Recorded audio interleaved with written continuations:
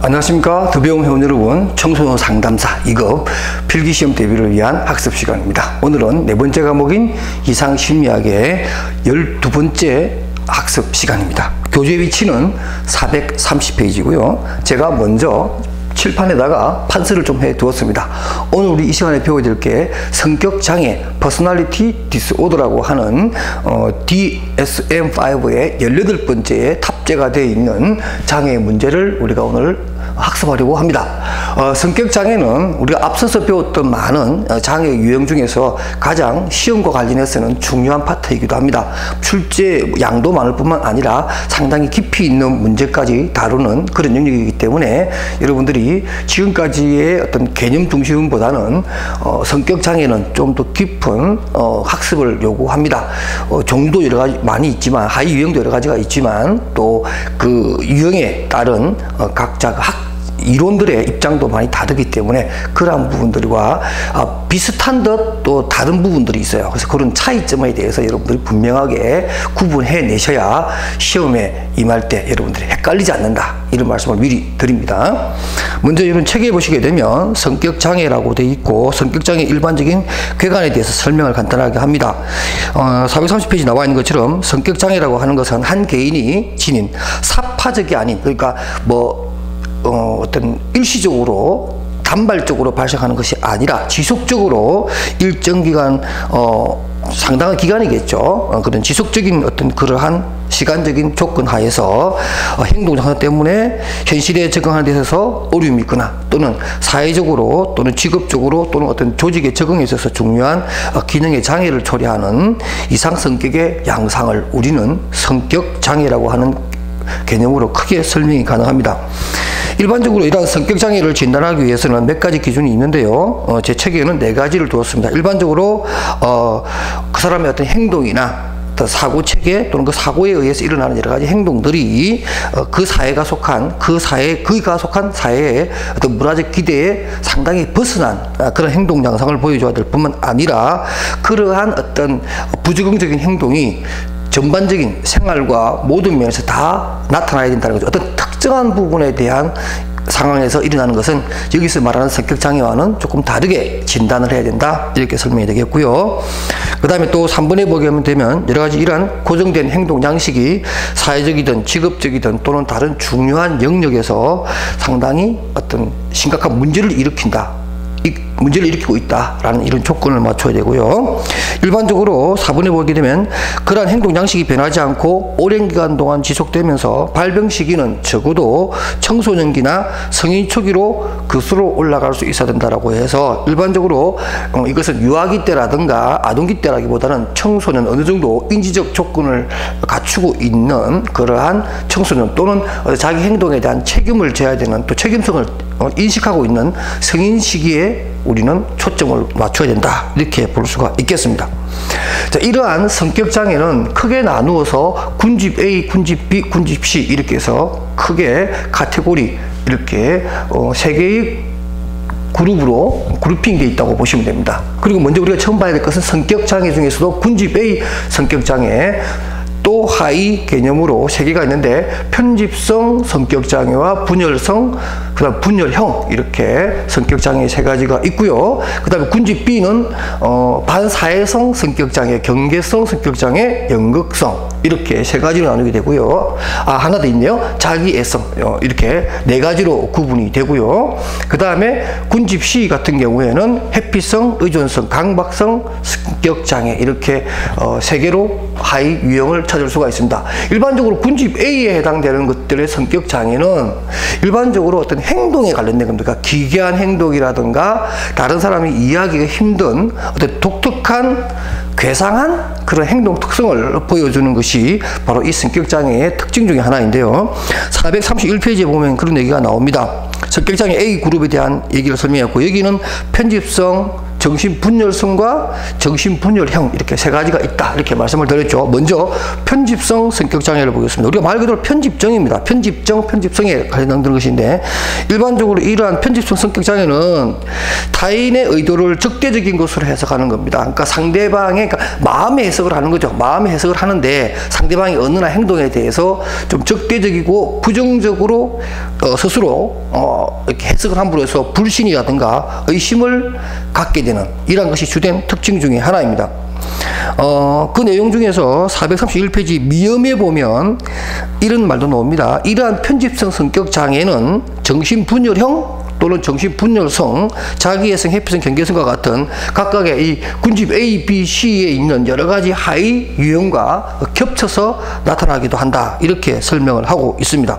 일반적으로 편집성 성격장애는 그 431페이지 아랫단에 나와 있는 총 8개의 대표적인 특성 중에 4개 이상을 만족시켜야 한다. 그러니까 4개 이상의 행동을 보여줘야 된다는 거죠. 뭐 제가 다 읽어드릴 수는 없고요. 참고로 여러분들 보시면서 일반적으로 뭐 근거 없이 내가 친구들로부터 착취를 당하고 있다. 또는 친구가 나를 이용하고 있다. 나는 속임수를 당하고 있다. 이런 식으로 또 피해의식을 갖게 될 것이고요. 그 다음에 또 친구나 동료들의 행동에 대해서 그 진정성을 늘 끊임없이 의심하는 그런 행동을 하게 되고 한번 원한을 품게 되면 그 원한을 좀 풀지 못하고 오랫동안 품게 되는 이런 특징도 있고요. 그 다음에 이제 결혼하신 분들 같은 경우에는 상대방, 배우자의 어떤 부정적인 행동이라든가 외도에 대해서 끊임없이 의심하는 이런 행동 양상을 보여주기도 합니다. 그래서 편집성 성격 장애에 대해서 8가지 중에서 4가지 이상의 특징적인 행동을 찾으시면 될 것 같고요. 이러한 편집성 성격 장애의 가장 큰 원인에 대해서 여러 가지 학사들은 얘기합니다만은 주로 정신분석학적 입장과 인지적 접근 이 2가지 측면에서 보도록 하겠습니다. 일반적으로 이러한 그 편집성 성격 장애에 대해서 정신분석적 입장에서 보면 432페이지 상단에 보게 되면 그 B가 잘 설명되어 있습니다. B 동그라미 B에 보면 동성애적 욕구에 대한 불만을 제거하기 위해서 부인하거나 투사하거나 반동행성과 같은 자아방어 기제, 우리가 에고 디펜스 시스템이라고 하는 자아방어 기제를 사용함으로써 그러한 사용한 그 자체가 외부적으로는 편집성 성격장애로 나타난다. 이렇게 설명하고 있고요. 니은에 나오는 인지적 입장은 말 그대로 코그니티브, 인지적인 거죠. 사고체계, 신념체계에 관한 부분을 얘기합니다. 그래서 이러한 편집성 성격을 갖게 된 성격장애를 갖게 된 이유는 그 사람만의 또 독특한 신념체계라든가 사고 과정에 문제가 생겨났다라고 해서 일반적으로 비합리적 신념을 가지고 있다라고 합니다. 그 비합리적 신념에 대한 3가지 기본적인 내용이 있는데 거기 보면 이렇게 나오죠. 3가지 기본 신념이라고 해서 사람들은 악의적이고 기만적이다. 그러니 나에게도 그럴 것이다. 그 다음에 그들은 기회만 있으면 나를 공격할 것이다. 나를 음해하거나 나를 속일 것이다. 그 다음에 긴장하고 경계해야만 나에게 피해가 없을 것이다 라고 하는 그러한 기본적인 생각을 가지고 있음으로 해서 모든 상황에 대해서 이러한 편집적 성격장애의 모습을 보인다 이렇게 설명을 합니다. 그 다음에 우리가 군집 A 성격장애 중에서 2번째로 봐야 될 것이 분열성입니다. 분열성은 특징이 그거예요. 일단 접촉이 없다라고 보시면 돼요. 접촉이 없다. 이게 뭐 말하자면 어떤 대인관계 문제가 아니고 그러니까 아예 자기만의 세계를 가지고 있다라고 보시면 돼요. 다른 어떤 성격장애하고 좀 구분할 때 분열성에 대해서만큼은 저는 그렇게 생각하거든요. 자기만의 성을 가지고 있다. 그러니까 자기만의 어떤 그 캐슬, 자기만의 성을 만들어 놓고 그 성 안에 머물러 있다고 보시면 돼요. 그래서 432페이지 보게 되면 정신분열성 성격장애에 대한 특징을 보면 분열성 성격장애는 감정 표현이 없고 대인관계를 기피하며 고립되는 생활을 하는 성격장애입니다. 그러니까 외톨이, 은둔형 외톨이와 같은 그러한 특징을 보여주고 있고요. 이러한 성격의 소유자는 사람을 사귀려고 하는 욕구도 없고 또 생활 속에서 거의 그런 일도 일어날 뿐만 아니라 즐거움을 추구한다거나 타인과의 관계에서 칭찬을 받거나 비난을 받거나 하는 그러한 관계를 전혀 원치 않죠. 주로 혼자서 활동하고 혼자서 하는 일들, 사람들과 대인관계를 맺으면서 하는 일도 아니고 그냥 혼자서 할 수 있는 일에 종사하는 경우도 많습니다. 그러니까 늘 외톨이처럼 보이는 그런 것이죠. 당연히 이제 이러한 어떤 사회적 관계에서 고립되어 있으니까 우울증 증세도 좀 많이 있고요. 자신의 감정 표현도 그렇게 자연스럽게 하지 못하는 그러한 특징도 있다. 이런 얘기가 되겠고요. 이거에 대해서 원인적으로 보면 역시 정신분석적 입장과 인지적 입장 두 가지로 보는데요. 정신분석적 입장에서 보면 일반적으로 앞서서 보았던 그 편집성 성격 장애와 유사하게 기본적인 신뢰와 결여될 수 있을 뿐만 아니라 일반적으로 그 자아 방어기적인 측면에서의 어떤 행동들이 외부로 보이는 것이다. 이렇게 설명할 수가 있겠고요. 이러한 정신분열성 성격 장애의 가장 큰 문제는 앞에서 언급했듯이 대인관계의 어려움이 특징이다. 이렇게 보시면 될 것 같고요. 일반적으로 그 유아기 때 우리가 그 프로이트의 이론에 따르면 0세에서 5세 사이에 부모의 양육 태도에 따라서 아이들의 성격이 많이 형성이 되는데 일반적으로 뭐 학문기 때 이러한 부분이 굉장히 중요한 부모 역할을 얘기한다. 이렇게 얘기를 하면서 이러한 그 정신분열성 성격장애에 대한 정신분석학적인 입장을 표명했고요. 인지적 입장도 역시 마찬가지입니다. 역시 어떤 자기 자신에 대한 신념과 사고체계의 왜곡성을 얘기합니다. 그래서 이러한 분열성 성격장애의 특징들은 늘 이런 식의 생각을 하는 거죠. 나는 혼자 있는 것이 낫겠다. 아무도 나를 간섭하지 않았으면 좋겠다. 이런 얘기를 하고 나는 다른 사람과 관계를 맺으면 늘 그때마다 안 좋은 일이 일어나니까 차라리 혼자 있는 것이 낫겠다라고 하는 스스로의 어떤 그런 대인관계 기피에 대한 것을 강화시켜버리는 이런 사고체계를 가지고 있다. 이렇게 설명을 합니다. 그 다음에 434페이지로 가게 되면 이제 우리는 군집 A의 마지막 유형인 분열형에 대해서 설명을 하려고 합니다. 이 분열형은 이렇게 생각하시면 돼요. 분열형은 편집성 성격장애의 특징과 분열성 성격장애의 특성 이 두 가지가 좀 합쳐져 있는 느낌이라고 보시면 돼요. 그러니까 이러한 분열형 같은 경우에는 좀 기괴한 행동도 할 뿐만 아니라 분열성과 같이 완전히 뭐 대인관계를 끊거나 이러지는 않아요. 대인관계를 어느 정도 하는데 대인관계를 유지를 합니다. 근데 이것이 상당히 어렵다라는 거죠. 어렵다. 그러니까 아예 끊고 있는 것은 아니고 일정 부분적으로 대인관계를 유지하지만 어려움을 겪는 잘 적응하지 못하는 이런 문제가 같이 공존하는 그것이 정신분열형 성격장애라고 보시면 되겠고요. 임상적 특성을 보면 정신분열형 성격장애에는 친밀한 인간관계를 불편해하고 안 한다는 건 아니죠. 다만 불편해하고 인지적 또는 지각적 왜곡에 더불어서 기이한 행동같이 하는 이러한 성격장애라고 보시면 되겠습니다. 일반적으로 이러한 정신분열형 성격장애의 행동의 특성을 보게 되면 그 가운데 보면 A부터 시작해서 I까지 제가 해놨는데요. 특히 뭐 B 같은 경우 개의한 믿음이나 마술적 사고를 하게 되고요. 나는 뭐 어떨 것이다 뭐 믿는 거죠. 아주 뭐라 그럴까요?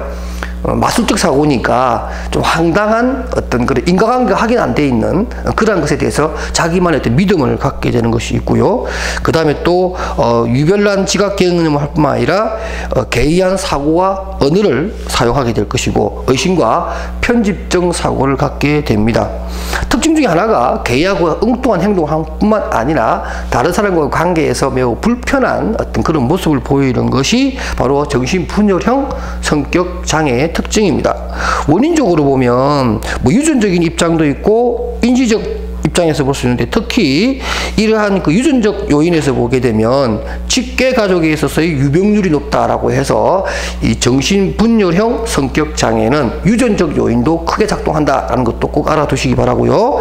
그 다음에 인지적 입장에서 보면 제가 조금 전에 어떤 마술적 사고를 하는 것이 특징이다 이렇게 얘기했는데 어떤 사고냐면 뭐 나는 결함이 많은 사람이다 또는 뭐 사람들과 관계를 맺는 것은 매우 위험하다. 나는 다른 사람이 무슨 생각을 하는지 다 안다. 이런 거예요. 그러니까 무슨 뭐 독심술 같은 것도 본인이 얘기를 해요. 그러니까 나는 딱 보면 어떤 사람의 마음을 대충 알게 되는데 저 사람은 나에 대해서 해코지할 사람이다. 저 사람을 믿지 못할 사람이다. 이런 식으로 자기만의 어떤 해석을 딱 내려서 거기에 맞춰서 행동하거나 그 사람과의 관계를 매우 힘들어하는 이러한 것들이 정신분열형의 성격장애의 특징이라고 할 수가 있습니다.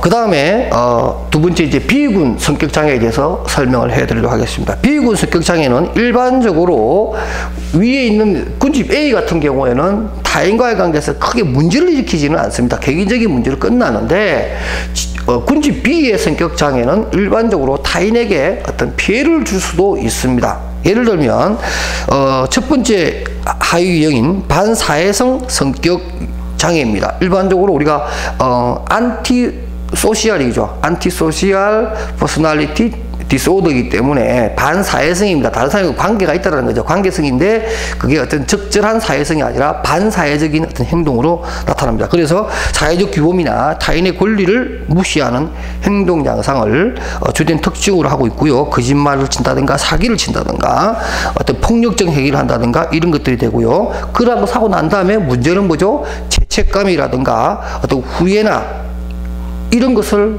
갖지 않는다는 거죠. 그러니까 더더군다나 큰 문제가 되겠다 이런 얘기고요. 일반적으로 이러한 그 반사회성 성격 장애는 아동기 때에 우리가 말하고 있는 ADHD 과잉 행동 장애라든가 또는 청소년 시기에 품행 장애를 겪었던 것이 이제 성인이 되었을 때 유지되어서 이러한 반사회성 성격 장애라고 하는 것이 나타나게 된다. 이렇게 설명도 하고요. 이러한 반사회성 성격 장애는 적어도 특성이 15세부터 시작되어야 합니다. 그전에는 품행 장애라든가 과잉 행동 장애로 진단할 수 있기 때문에 적어도 반사회성이라고 하는 것은 15세 이상의 적어도 청소년기 말기부터 성인기에 진단을 하게 됩니다. 그래서 435페이지 밑에서 두 번째 B에 보면 적어도 만 18세 이상이 되어야만 이러한 반사회성 성격 장애를 진단할 수 있다 이런 얘기죠. 그러니까 어떤 형사상의 법적 책임까지도 물 수 있는 그런 나이대가 되겠네요. 그러나 뭐 15세 이전에 품행장애와 같은 그러한 증거가 있어야 한다라고 해서 그러니까 품행장애라든가 과잉행동장애 이러한 것들이 나중에는 반사회성 성격장애로 연결된다는 것을 우리가 알 수 있겠죠. 그 다음에 436페이지로 넘어가서 경계성 성격장애에 대해서 설명을 하려고 합니다. 경계성 성격장애는 일반적으로 교재에 나와 있는 것처럼 대인관계, 자기에 대한 상 또는 감정 상태의 심한 불안정성을 좀 특징으로 하고 있고요.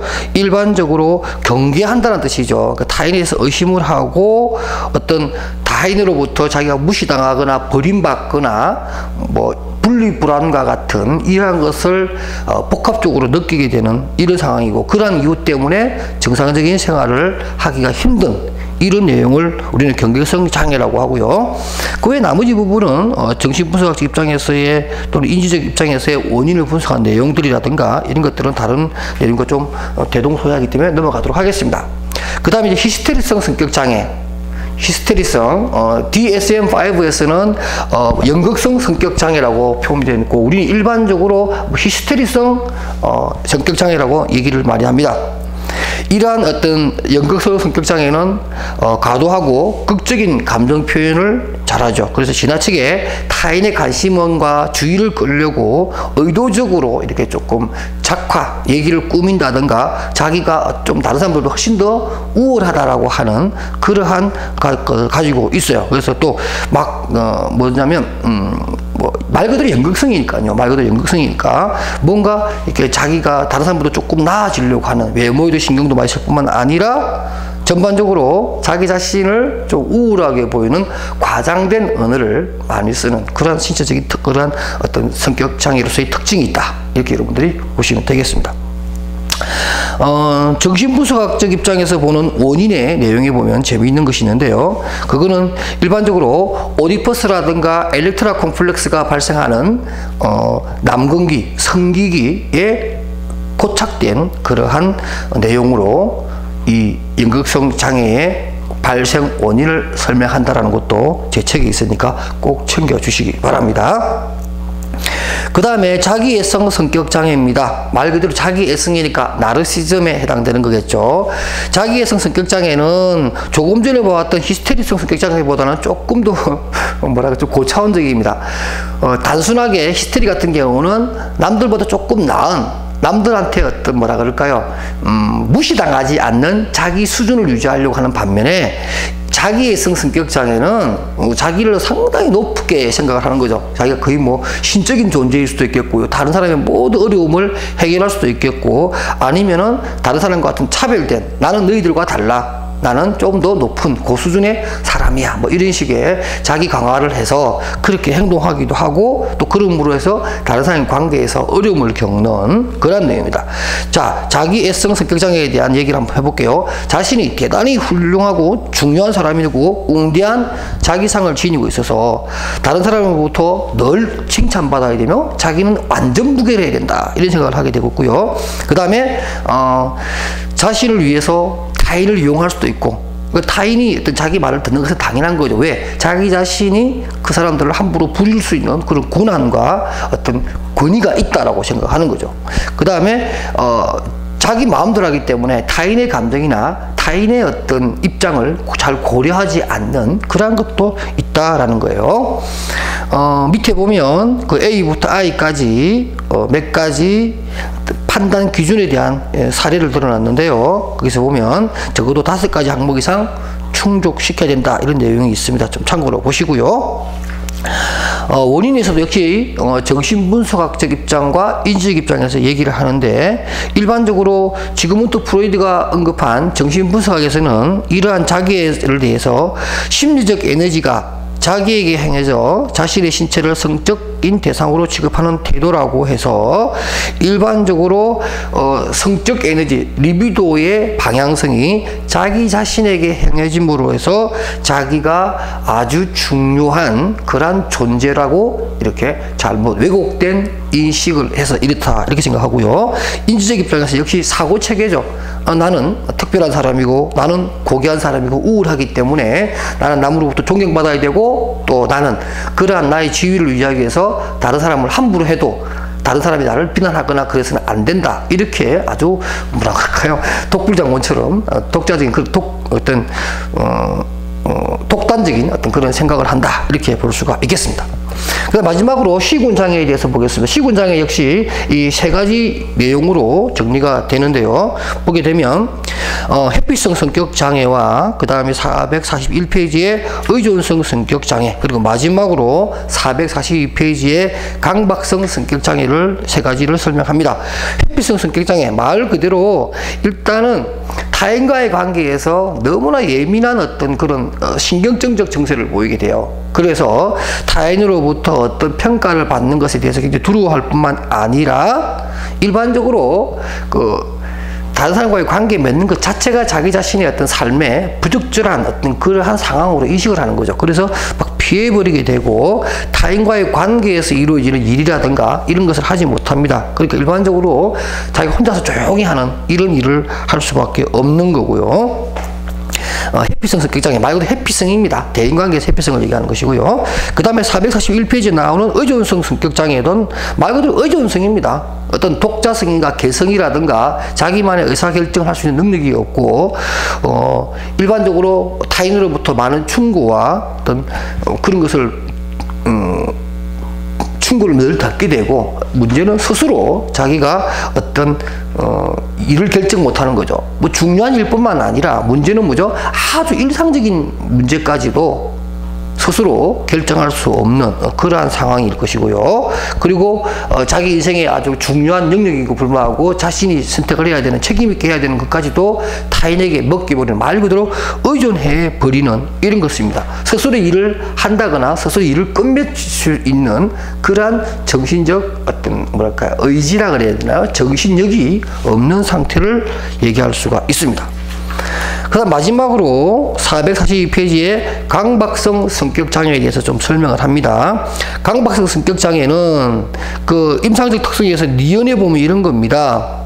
완벽하고 세부적인 상황까지 집착을 하는 그런 입장이기 때문에 정리정돈, 완벽주의, 또 마음의 통제와 또 타인관계에 있어서도 스스로 통제하려고 하는 이러한 행동 특성을 가지게 될 뿐만 아니라, 이러한 것들로 인해서 개방적이고 융통적인 이러한 상황을 나름대로 대인관계에서 필요한 이러한 요소들을 상실해버리는 그러한 성격장애라고 할 수가 있겠고요. 이러한 강박성 성격장애에 대한 원인에 있어서 정신분석학적 입장에서는 주로 학문기의 잘못된 어떤 양육 태도 내지는 학문기 때 부정적 경험이 원인이다, 이렇게 설명을 합니다. 여러분들 알다시피 이 오디푸스 콤플렉스나 엘렉트라 콤플렉스는 학문기 다음인 남근기에서 발생하는 성격 발달 단계의 한 특징인데요. 이러한 그 성기기 내지는 남근기의 어떤 잘못된 경험이 다시 학문기로 퇴행을 해서 학문기에서 이러한 어떤 강박적인 이러한 왜곡된 성격을 얻게 된다라고 정신분석학적 입장에서 설명을 합니다. 일반적으로 인지적 입장에서는 강박적 성격장애의 특징은 나는 나 자신뿐만 아니라 내 주변 환경을 완벽하게 통제해야 되며 나는 실수하지 않아야 되고 그럴 만한 가치가 있는 존재다. 그러니까 나는 반드시 뭐뭐 해야 되고 나는 마스트죠, 마스터. 해부투입니다. 나는 반드시 뭐뭐 해야 되고 뭐뭐 해야 된다. 이거 우리가 대표적으로 무엇이 반드시 뭐 이렇게 해야 된다라고 하는 이러한 생각이 일반적으로 우리 인지적 치료에서 보면 비합리적 신념의 대표적인 것이고 강박적 사고의 대표적인 예로 우리가 들죠. 그래서 보면 뭐 흑백 논리라든가 뭐 또 아니면 뭐 그죠? 흑백 논리라든가 또는 어떤 의미를 축소하거나 확대하거나 또 과잉 일반화시키거나 또 선택적 추상화를 하거나 이런 대표적인 것들이 강박적 사고인데 바로 이러한 강박성 성격장애의 특징으로 인지적 접근에서는 그렇게 원인을 설명한다고 보시면 되겠습니다. 자, 이렇게 해서 상당히 큰 내용의 성격장애에 대해서 우리가 간략하게 정리를 해 보았습니다. 다음 시간에는 우리 이상심리학의 마지막 시간으로 챕터 11에 대한 내용과 챕터 12의 기타 이상심리학에 대한 내용까지 학습하도록 하겠습니다. 여러분 수고하셨습니다.